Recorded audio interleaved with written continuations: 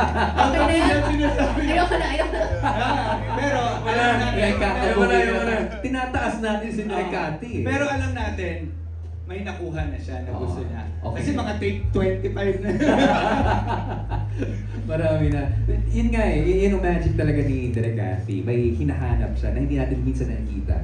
Pero Direk, circling back, before we ask Sir Evie, no, let's make it simple, the question. Tayo sa wakas, ano ang kwento nito? I've been thinking about that. In fact, prior to this, nag-usap-usap, paano ikikwento, I realized, ang daming angulo mo pwedeng tingnan ng pelikula to. We can say that it's a trip. It's a trip of two people para alamin kung talaga bang sila ay dapat patapos na or magpatuloy pa. I can say it's about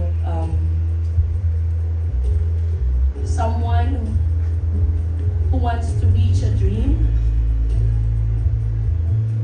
Pero anong gagawin mo kung ang kalaban mo sa pag-abot ng pangarap na yon ay ang taong mahal mo? There are many things. This story is just, ano yan parang pagkain lang yan. Iba-iba tayo ng pagtingin, iba-iba tayo ng take. And to me, simply put, it's a journey, of two people who loved, got hurt,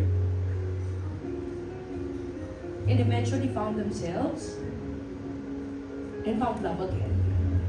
Just like how I envisioned all of my films, that you come out of the cinemas wanting to love and loving life again. So no matter how it started, no matter how pangit the journey was, at the end of the day, we always choose love. That's great. That's great. And we shall love. Not just the film, but to have that feeling of loving again and again and again. Okay, thank you so much, Direk Cathy. Sir Epi, talking about journeys, no? You've been with Donnie and Belle, circling back 4 years ago for Yes. this movie, An Inconvenient Love. An inconvenient love, yeah. Diba, ano ba yung nakita niyong growth this time or differences sa kanila ngayong Actually, nakasama sila for this movie? For this film, parang late, hindi naman late comer, pero they started production already when I joined. Di ba? Parang gano'n, di ba? Parang, well, actually, dumating ako sa set thinking na, okay, ang character ko will be, okay, ano to? Rom-com. And then I was doing the scenes, okay, so mga unang scenes, ganyan. But eventually, as we go along, yung araw na yun, yung first day ko, parang heavy na itong material. Medyo may heavy. Kasi hindi siya yung ina-expect ko na Don Bell film na 4 years ago na ginawa ko. So on the side, si Bell at saka si Don, nakikita ko talagang they talk to me about their roles. Sabi ko, parang mabigat yung ano. And then eventually, na-realize ko, mabigat talaga. May lalim yung material. Malalim yung material at ayoko na magkwento kasi baka makwento ko yung ano hindi dapat eh. Office tayo mamaya. Opo, Kasi sabi ko lang it's a good film for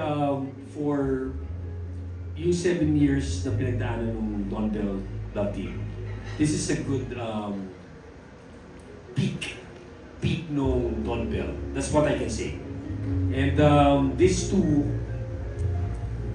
of course, given the guidance of Direk Cathy, I believe they're giving it 110% each time they are in front of that camera.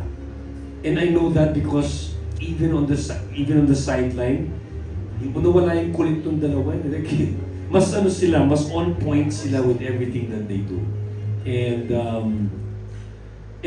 again, with Direk Cathy's process, yung squeezing them out, lalabas talaga yung peak ng Don Bell, at least yung love team niya dito sa pelikula to.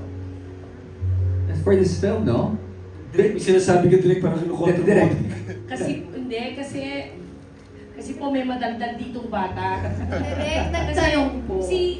Ayan. Kasi, kwento mo! Nagtanong po si Sir Epi kung anong story. Siyempre ako, Wala akong hindi naman yung sinasabi ko yung mga eksena natin. Hindi, kung bakit nyo nga na-sense na mabigat siya. Remember, Because we Tapos tumatakbo na siya sa akin. Direct na sabi ko, ba't mo sinabi? Nagtanong po. Oo! Kasi, Ang bait mo talaga. lahat po ng cast, there is something in the film that is not worth telling it to you now. That only Van, Don Bell, and I know. Kaya isa nakalusot si Epi. Not even Joros and the rest know. Nobody knows. Yeah. Tapos sinay ko, paano sinabi? Nagtanong po eh. Direct may mga Ako alam ko mabigat talaga. May mga scenes na hindi nila alam yung ano. Hindi nila alam yung nangyayari, masisila.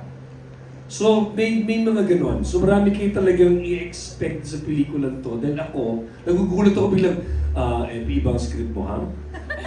Ito yung pinapalize ko.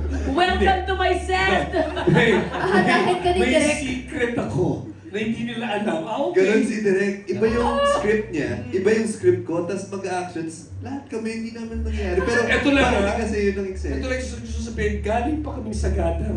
Kanina. lang. I think yung huling beses namin magkita alas 2 ng umaga sa taas ng Sea of Clouds.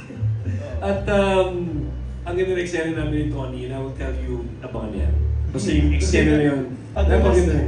Padulas na, pero wala akong sinabi. Ganda ng eksena namin ni Tony. Ngayon, alam na natin kung anong aabangan na isa sa mga big scenes doon sa pelikula. That's again. Hindi ito may maganda rin kaming scene yan. So I'm just really privileged to be working with these guys kasi in a way I've seen their growth. So hindi constant, but I was part of a film na ginawa namin 4 years ago. And I'm really honored to be part of this film. Of course, under Direk Cathy's leadership. Thank you. For our friends from the media, kung gusto niyo po talaga malaman yung kwento, just approach Sir Epi later on. Malay niyo mapigan sa kanya. Pasmado, bibig Hindi yan lang si ano. May nagsalita ang Buti nga hindi kwento sa'yo, kuya. Sa Don Bell. Ay, bilin ko, wag na wag kay Joros. May sarili akong press con mamaya. Papapansit ako. Let's talk about Joros. Kasi Kay Ben na. actually, for this film, the big guns are out. No? It's a Star Cinema film about, a relationship drama. And then we got Direk Cathy Garcia Zampana with this incredible cast, including Joros Gamboa.